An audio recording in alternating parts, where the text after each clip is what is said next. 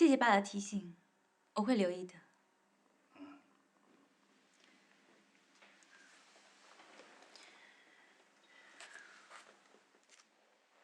女儿啊，在杨家，其实我们的处境是相同的，因为我们跟这个家没有任何的血缘关系，是随时都有可能被踢出去的外人。你也清楚，在这段期间，你妈对于你不是她亲生的事儿耿耿于怀，是我多加的安抚，她才能平静下来，让你顺利的接棒。虽然她老骂我说，对于亲生女儿的死，我连一滴泪都没有掉，不配为人父。但是，这也不能怪我啊，是不是？因为在我的心里头，我只认定你是我的女儿，你才是我从小到大抱在怀里养大的女儿啊！啊！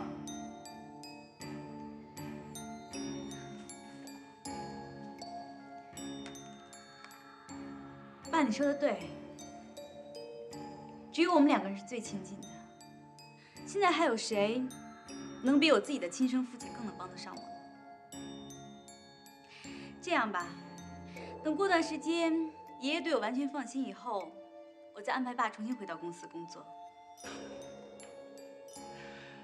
我就知道我没有白疼你这个女儿啊，小玲啊，你放心，爸一定会助你一臂之力，把安镇发扬光大的。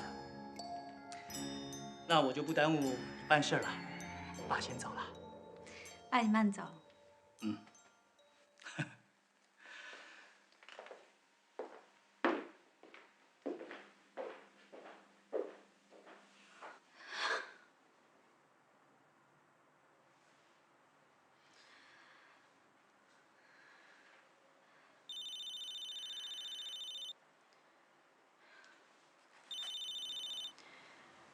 喂，叶董事长，一切都好吗？不好。为什么？刚才我爸过来找我，对我说的每一句话都在提醒我，我不是杨家亲生的。我知道他的目的，不过就是想回到安正重新工作而已。可我毕竟是他亲生的，他竟然这么威胁自己的女儿，实在令我感慨万千啊！我妈猜忌我，我爸想利用我。你说我是不是这世界上最可怜、最可悲的人呢？不要想那些不愉快的事了。晚上我订个包厢，我们好好庆祝一下。好啊。那待会儿我去接你。不用了。安正人多嘴杂的，还是我去找你吧。顺便可以看看小伟。好，那我等你。好，拜。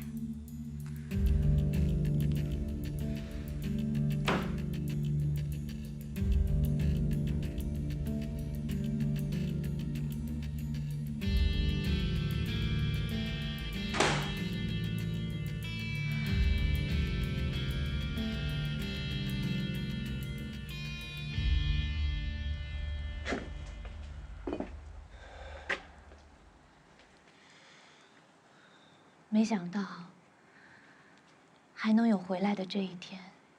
建商要这儿盖新大楼，附近的房子都全拆了。人家说物是人非，可是现在对我来说，两者都不是了，什么都没有了。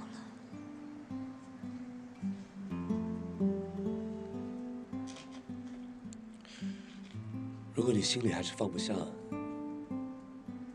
那就去看一下月姨吧，远远的看一眼也好。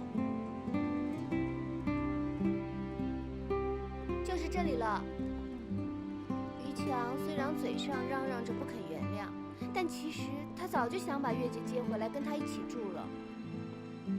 但是月姐说什么都不肯，坚持要住在这里。于强说，这可能是他想要用来赎罪的方式吧。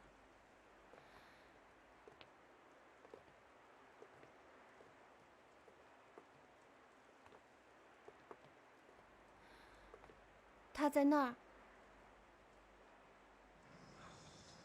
才过了多久时间，我们怎么变得这么苍老？一个每天活在悔恨里的人，你们说能不老吗？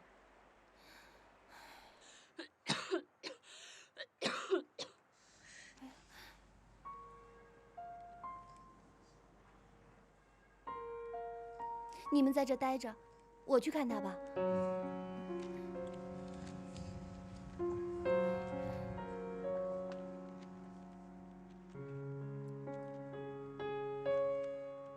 月姐，小慧，是你啊！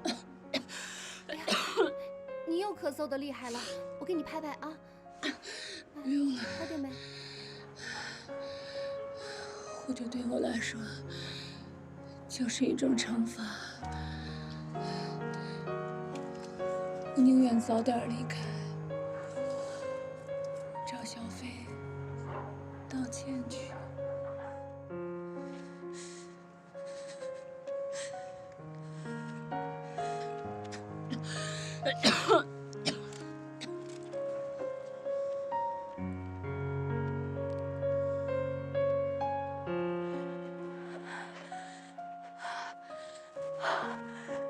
我现在心情好乱，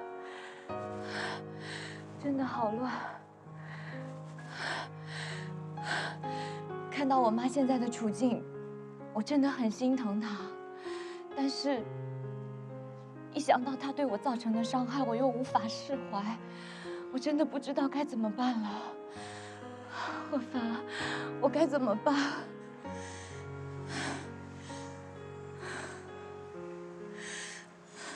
没关系，慢慢来。我相信，总有一天，一定能够放得下的。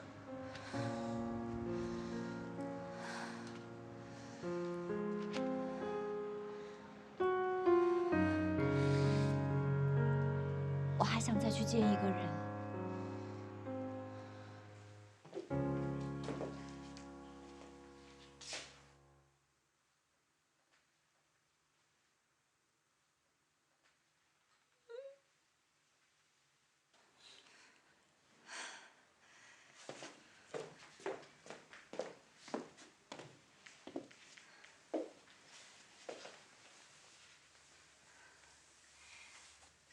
小伟，于飞姐姐来看你了。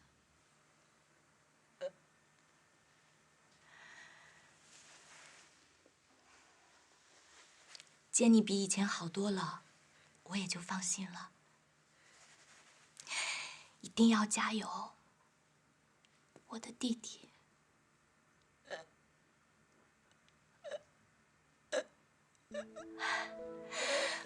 我知道。你说你一定会加油的。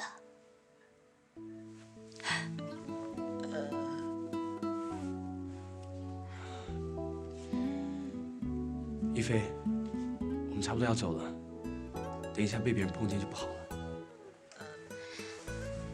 小伟，你千万不要告诉其他人我来看过你，我不想再引起其他的误会。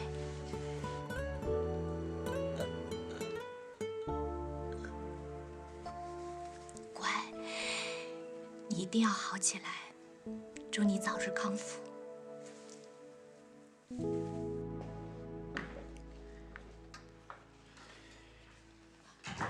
杨董事长、叶夫人，来看叶伟啊！今天真热闹，这么多人来看他。除了我们，还有谁啊？哦，还有对年轻男女，他们刚来没多久，你们现在进去应该还见得着面。谢谢啊。没关系。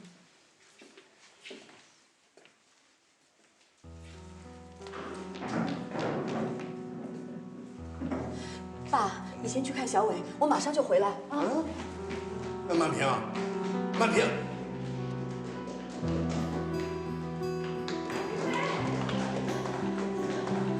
于飞，是你怎么办，妈妈？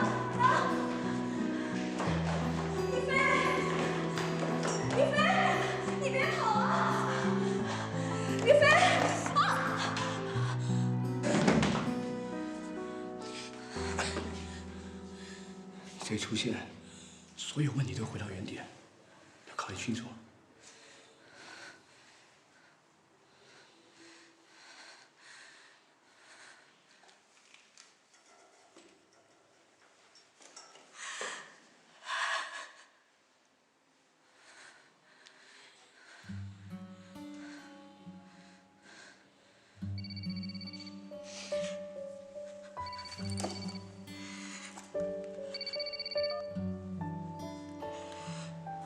喂，爸，对不起，我马上就回去。你别着急啊，小薇已经睡下了。我自己去检查就完了吗？好，那我马上就去检查室找您啊。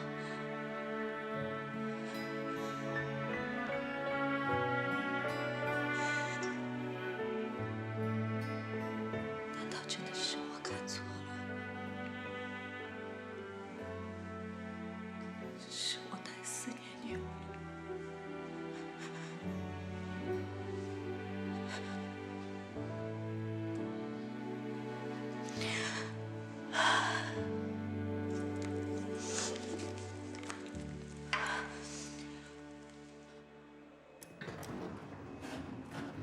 Surprise！ 这件事情给我的惊喜啊！这只是前奏而已。叶董事长，待会儿你睁大你的眼睛，看我能够给你多少惊喜。来，先到我办公室坐一下吧，顺便讨论一下小伟的状况。好啊。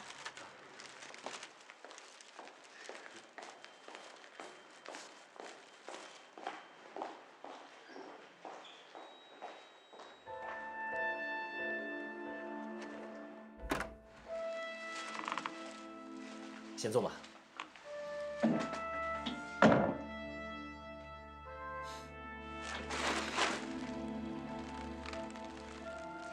干嘛？你不是说要讨论小伟的事情吗？没办法，谁像你那么迷人，围绕在你身边，就马上被你迷惑了。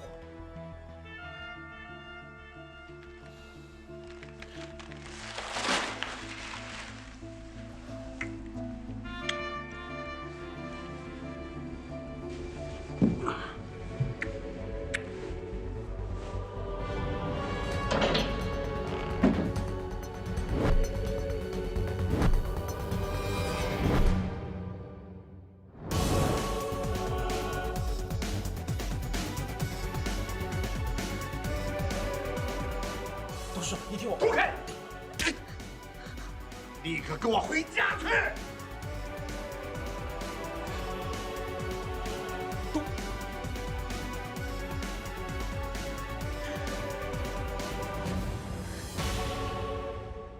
我先前是怎么嘱咐你的啊？我告诉你是绝对不能跟夏雨阳来往了，你为什么就不听我的话？爷爷，雨阳他是真心喜欢我的。真心喜欢你。他先前还说他喜欢于飞呢，那是当着我的面做的保证啊。可结果呢？这个薄情寡义的人，他干了什么你是知道的，他连他肚里的孩子都可以不要了。这种人说话你能信吗？雨阳他不会这么对我的。这一路走来，他是怎么护着我，怎么为我付出，我全部都看在眼里。他对我是真心实意的。真心实意的。好，那你告诉我，他都为你做了些什么，能让你感到他是真心实意对你了？啊，做了什么？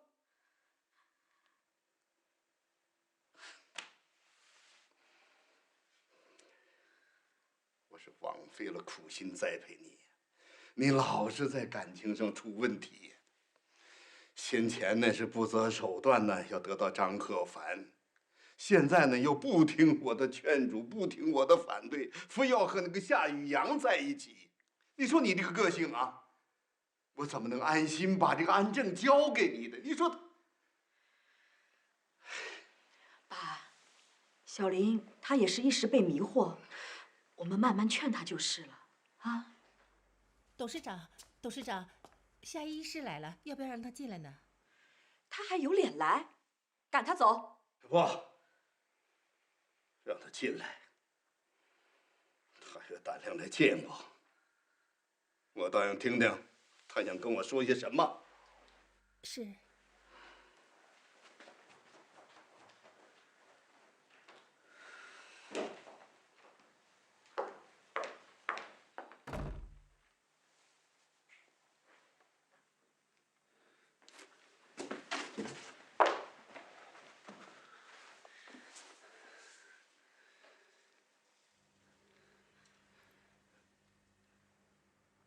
杨董事长，我知道于飞的事情让你对我很不谅解，但我必须要说，于飞跟我在个性上根本不合。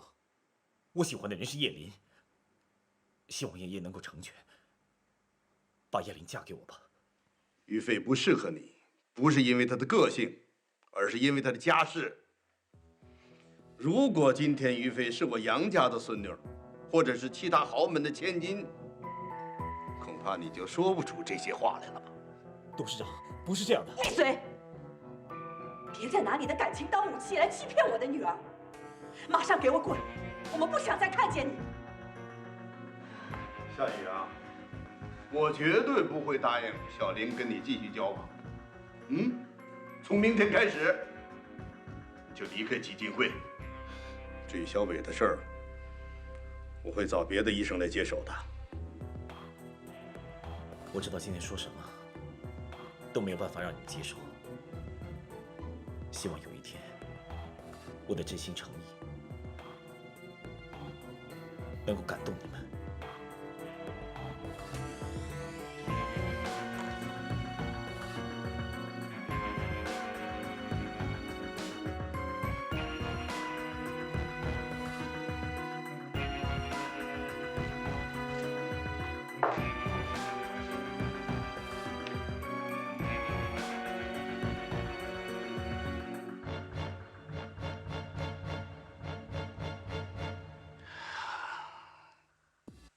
在这么难看的情形下，这个人还能这么沉得住气？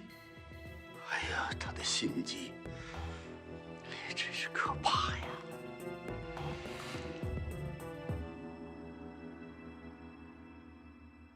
这药膏你拿去擦擦，明天还要上班，脸肿着不好看啊。谢谢妈。小林，听你爷爷的话。那个夏雨阳，他不是个好东西。妈，我记得不久前你才跟我说过，夏雨阳的条件跟我很般配，让我好好考虑。怎么没过多久妈就改变主意了呢？妈是为你好。我不知道妈是为我好，还是为于飞出气。我不希望妈因为于飞的关系，就对夏雨阳有成见。你要说我戚雨阳对于飞不好，所以阻止你们，我不否认。但是我要告诉你的是，以前就是因为我凡事只考虑喜不喜欢，其他一概不管，所以才会害了你，也让我尝尽了悔恨的滋味。我不希望我们母女两个再走上同样的路，你明白吗？如果你真的不听我跟你爷爷的劝，那就不要怪我，我是不可能把杨家的财产交到你的手上。因为我绝对不可能让欺负过我亲生女儿的人再得逞的。你好好考虑考虑。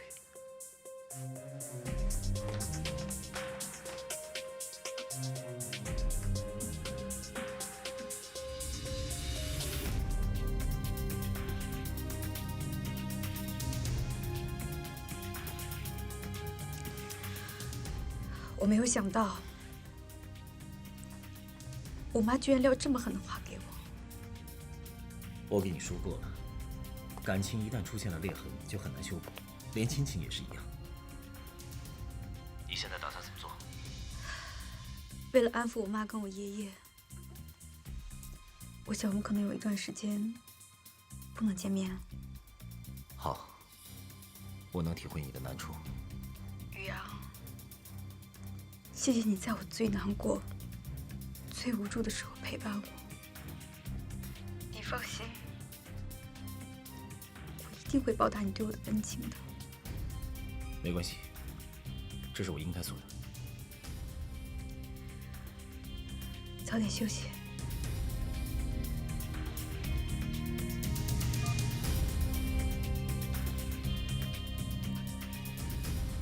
恩情，那就不是爱了。强哥来了，各部门准备啊！不好意思啊，各位，我迟到了，导演，不好意思。今非昔比，没事没事。强哥你太客气了，您迟到还不到5分钟啊。大家都是一起工作的同事，让你们等就是我的不对。帮我跟大家说，我请大家喝饮料，好不好？好。哎，强哥说了啊，请大家喝饮料啊。哎，谢谢。今天我们先拍什么？先拍您被坏人暗算，然后从这楼梯上面滚下来的。从上面滚到这儿是吧？您放心，这么危险的动作当然不可能叫您去办了。你看，替身已经给你准备好了。啊，你过来过来。于老师好。你好。强哥，这就是您替身。这小子手脚利落，你看跟你长得还有几分相似呢。想当年我跟你一样，也是从替身做起，就这楼梯，我滚了10几次，3瓶药酒擦不掉我一身的淤伤啊。他也在场，所以呢，只要努力，一定会成功的啊！我不就是一个活生生的例子吗？我知道，我会以于老师为榜样的。好了，好，去准备吧。来，服装，给强哥穿衣服了。好，咱们开始。于强，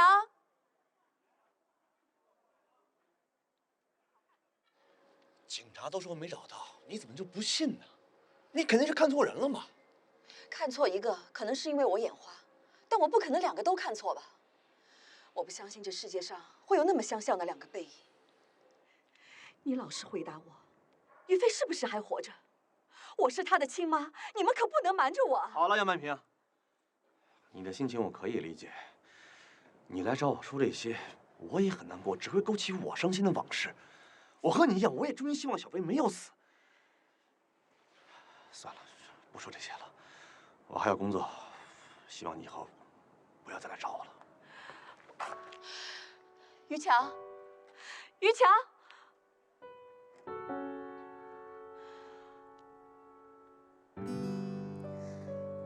好的，我知道了，我会注意的。舅舅打电话来跟我说，叶伯母今天去找他打听我们的下落，让我们小心一点。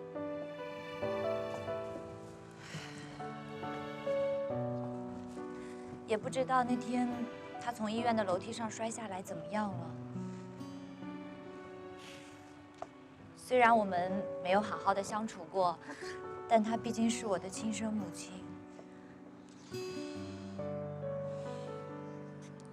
于飞，如果你想知道，我可以陪你去看她，就像见月一样，远远的就好。还是算了吧，我不想节外生枝，更不想让叶灵误会，我想要夺走属于她的一切。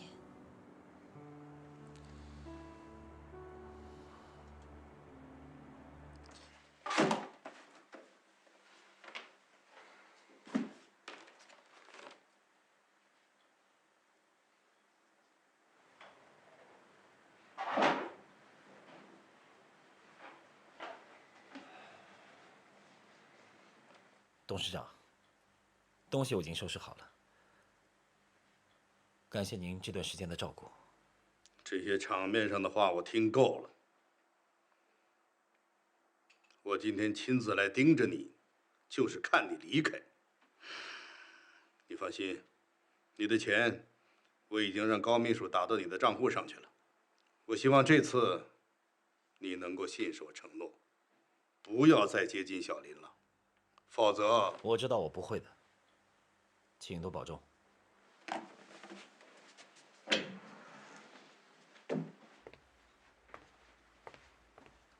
杨董事长，您的健康检查报告已经出来了，给您。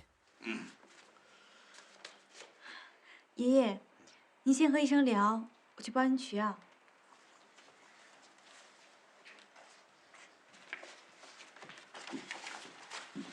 坐吧。好。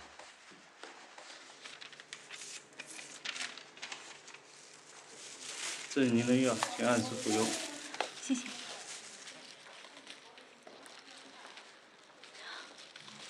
宇阳，我要离开基金会了，以后怕没有太多时间跟你碰面，所以来跟你道别。你放心，这只是暂时的，我绝对不会离开你的。喂，喂，这里信号不好，要到门口才有信号。药我帮你拿吧。等我一下。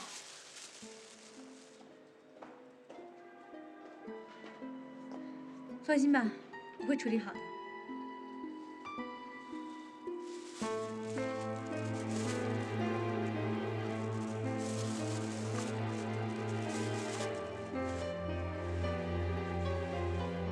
那先这样，拜。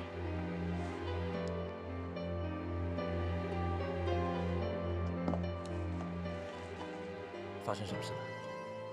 工作上一点小事都处理好了，我先回去了，爷爷还在等我呢。啊，对了，记得提醒董事长一定要按时吃药。他的病最怕有一搭没一搭的吃药了。那放心吧，我们都会盯着的。那我先走了。叶琳，别这样，让人看见不好。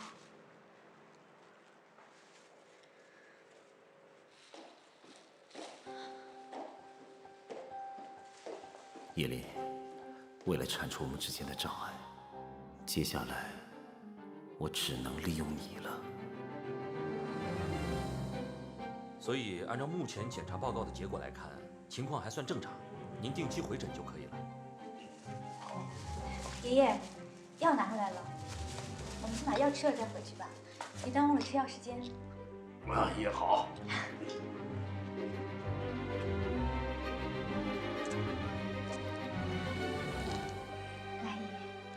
哎，好。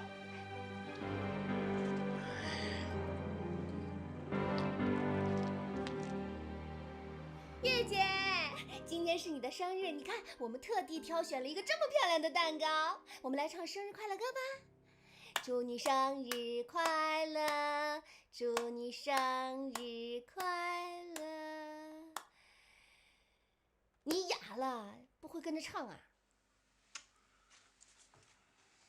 生日快乐。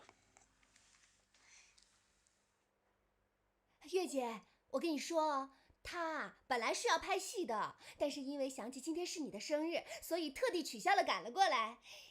由此可见，你这个姐姐在他心目中还是非常重要的。说这些没用的干什么？这是事实啊，为什么不能说啊？大家都是一家人，再怎么不愉快的事情也应该过去了吧？来，点蜡烛，许个生日愿望吧。许愿？许个什么愿呢？以前每年到了这一天，小飞总是变着花样给我过生日。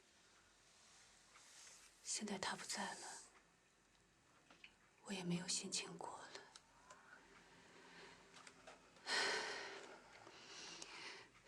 谢谢你们，你们把蛋糕拿回去吃吧。我想一个人静一静。这事儿既然已经到了这个地步了，你也别多想了，还是把自己照顾好吧。是啊，是啊，说不定会有奇迹出现，再见到小飞的。对吧？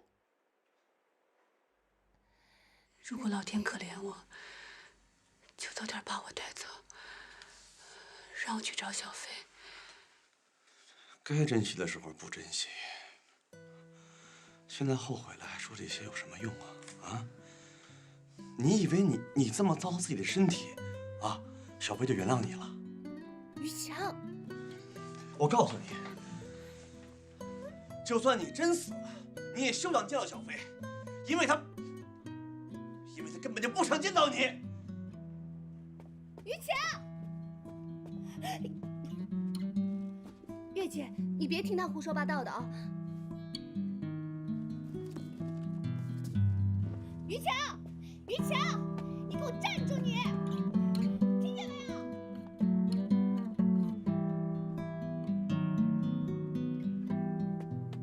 于强，你给我站住！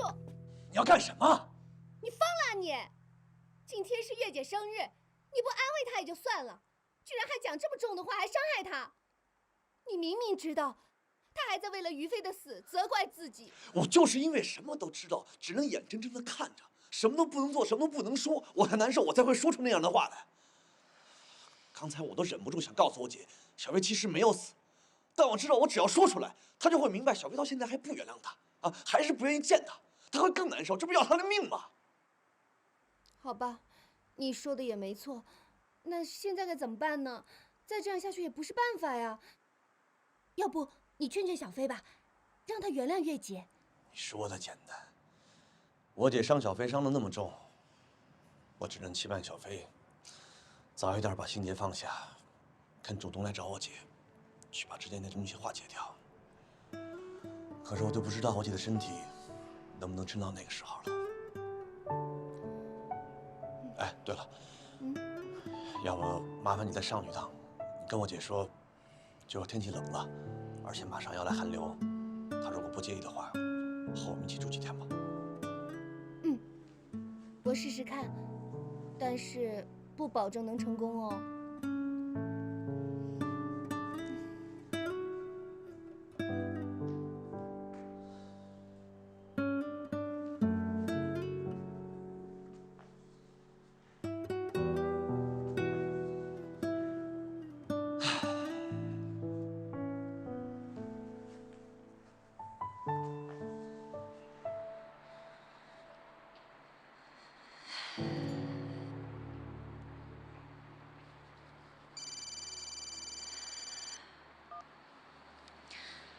贺凡，你忙完事情啦？我没去哪儿。今天是我妈的生日，不知不觉我就跑去养老院了。你放心，我没有进去看她。我看到我舅舅和小慧他们去了，我就放心了。你不用来接我。我一个人散会儿步，马上就回去了，拜拜。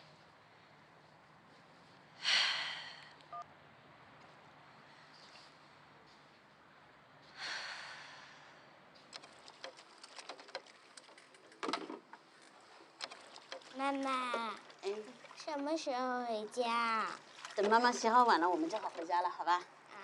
妈妈，你累不累呀？我来帮你捶背吧。你呀，宝宝真乖。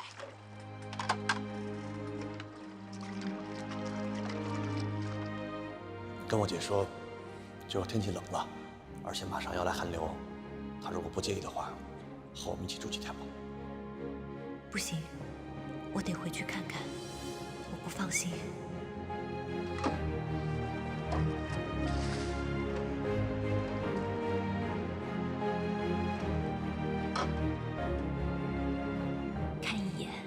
我只要看一眼，确定没事了我就走。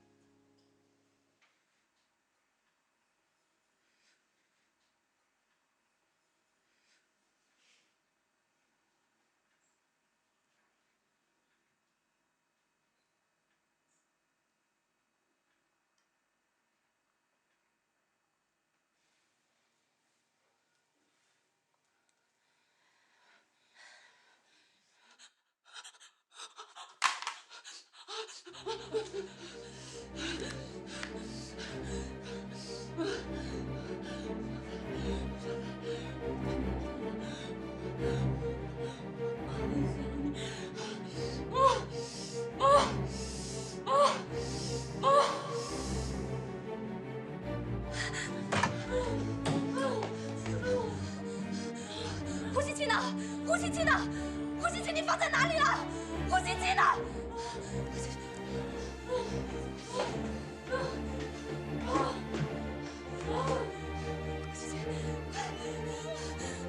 你吸啊！快点！你快吸啊！你为什么不吸？你为什么要这样？你快吸啊！快点儿！快点儿！你吸呀！妈，终于见到你了，终于见到你了！我是小飞，我是小飞，我还活着，我没有死，我没有死，你听到了吗？我还活着。如果你真的要这样放弃你的生命的话，你就见不到我了。你听到了吗？我还活着，我是小飞。啊！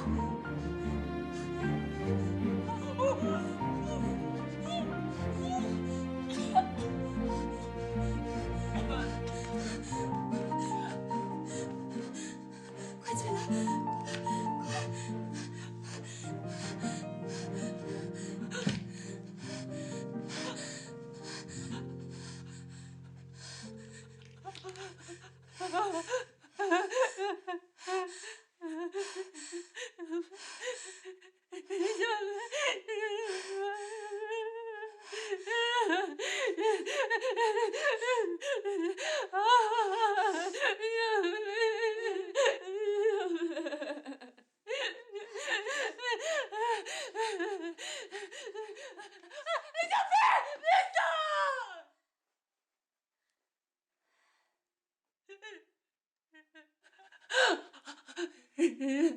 让妈再看你一眼。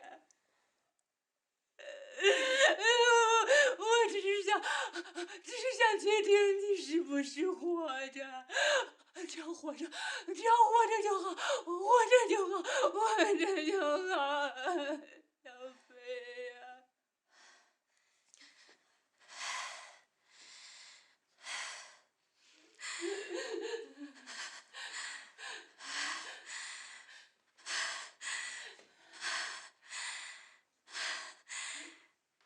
那次落水之后，是贺凡救了我。他带我离开这里，直到最近才回来的。总之，我现在没事了，你也不需要愧疚。舅舅现在也有能力照顾你，你就好好跟他一起生活吧。小飞，是妈害惨了你，都过去了。 你也不要再责怪自己了。说实话，我也不希望看见你这样。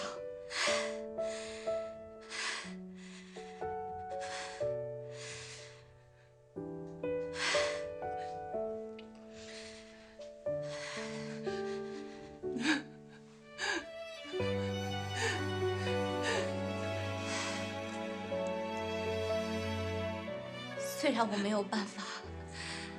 把那些伤痛当成什么事情都没有发生过，毕竟那些痛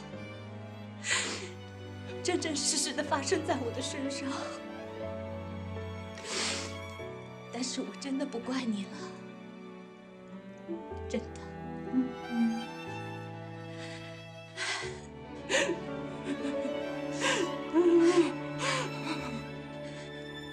人和人之间是讲究缘分的。 男女情感如此，亲情也是如此。我想，或许是我们母女之间的情分尽了。以后你要好好照顾自己。我走了。 小飞，小飞！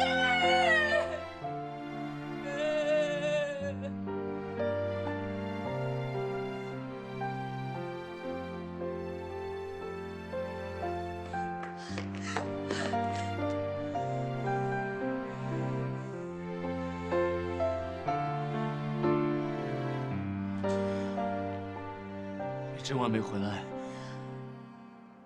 就知道你在这儿，好吧。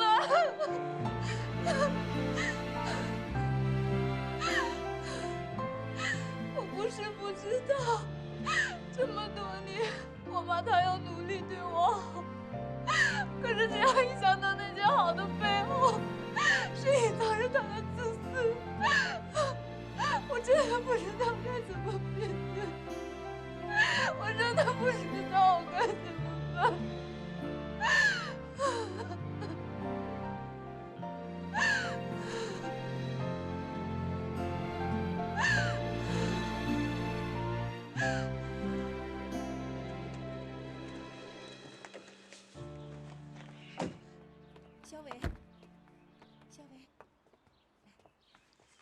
行，你慢点。小伟，爷爷一直在等你呢。